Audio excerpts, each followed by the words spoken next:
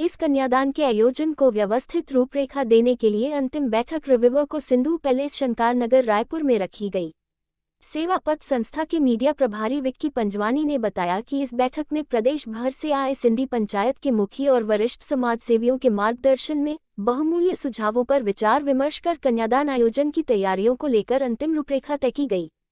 संस्था की श्रीमती शकुंतला लखवानी, सुलोचना नारायणी ने बताया कि बैठक में शामिल प्रदेश भर से आए सिंधी पंचायतों के मुखिया व वरिष्ठ समाज सेवियों ने कई तरह की जिम्मेदारियों के साथ ही 9 कन्याओं के कन्यादान में कन्याओं की बारात भी निकलने की रूपरेखा तैयार की गई।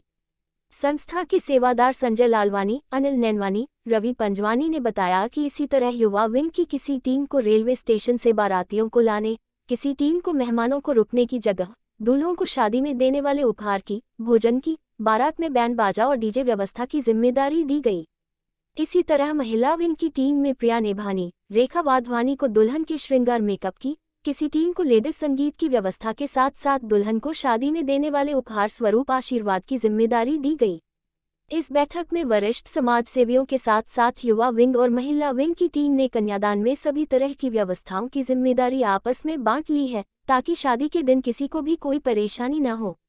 सामाजिक संस्था सेवा पथ द्वारा मां दुर्गा जी के 9 स्वरूपों का आह्वान करते हुए इसके पहले भी 3 बार 9 कन्याओं का कन्यादान किया जा चुका है।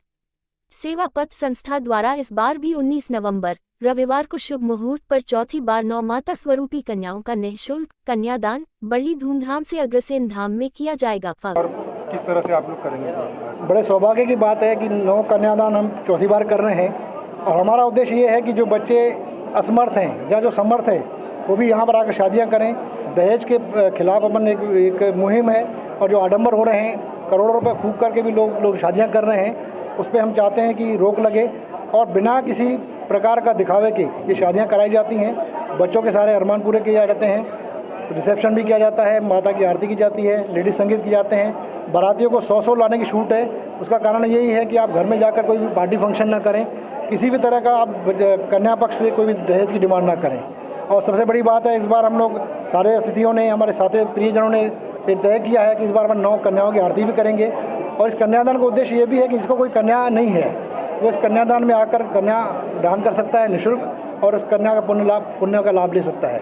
इसमें लगभग 1800 से 2000 बाराती आते हैं। रिसेप्शन जो रहता है 3000-3500 का रहता है। पूरा समाज सहयोग करता है। हमारे मुखीजन, हमारे संतजन, हमारी माताजी, सारा परिवार इसमें सेवाएं करते हैं। तरह तरह के लोग इसमें जुड़ते जा रहे हैं और हमारा उद्देश्य यही है कि ये जो मुहिम है ये हर शहर में होनी चाहिए। जो परिवार अपने बच्चों के विवाह के लिए परेशान रहते हैं उनके लिए निजात है, ये उनके लिए सेवा है। तो हमारा उद्देश्य यही है कि ऐसे आदर्श विवाह होते रहें। और कन्यादान का हमारा उद्देश्य यही है कि हम सारे समाज को एक बिना दिखावे के, आडंबर के अच्छा संदेश देना है। आप जो ये कार्य कर रहे हैं, ये कितने वर्षों से आप कर रहे हैं और इसमें कितने लोग अभी तक आपके साथ जुड़ चुके हैं? ये चौथी बार हम विवाह कर रहे हैं। 9 कन्यादान हम करते हैं माता के 9 रूपों का और कम से कम इसमें 300 से 400 सेवादार इस सेवा में जुड़े हुए हैं हमारे साथ। इसके अलावा जब कन्यादान करते हैं तो कम से कम 200 सेवादार और जुड़ जाते हैं। बाहर की पंचायतें, धमतरी के आसपास सब शहरों के वो आकर जुड़ते हैं और आकर सेवा करते हैं, निःशुल्क सेवा करते हैं और निस्वार्थ सेवा करते हैं। इस बार क्या कुछ नया रहेगा पिछली बार से? क्या इस बार हम 9 कन्याओं की बारात भी निकाल रहे हैं। पिछले बार जो हमने दुल्हों की बारात निकाली थी तो कन्याओं का इच्छा है कि इस बार हमारी भी बारात निकाली जाए। और सबसे बड़ी बात है कि क्योंकि हम कन्यादान कर रहे हैं तो इस बार शादी के कार्ड में हम पहले कन्या का नाम लिखेंगे, फिर दुल्हों का नाम लिखेंगे और जो कन्या की बारात रहेगी वो भी ऐतिहासिक रहेगी। पूरा समाज इसमें जुड़ेगा। आप सभी से निवेदन है, आप भी आइए और इस मुहिम में सहयोग करिए। For more news updates, do subscribe, like, share and comment. Clipper 28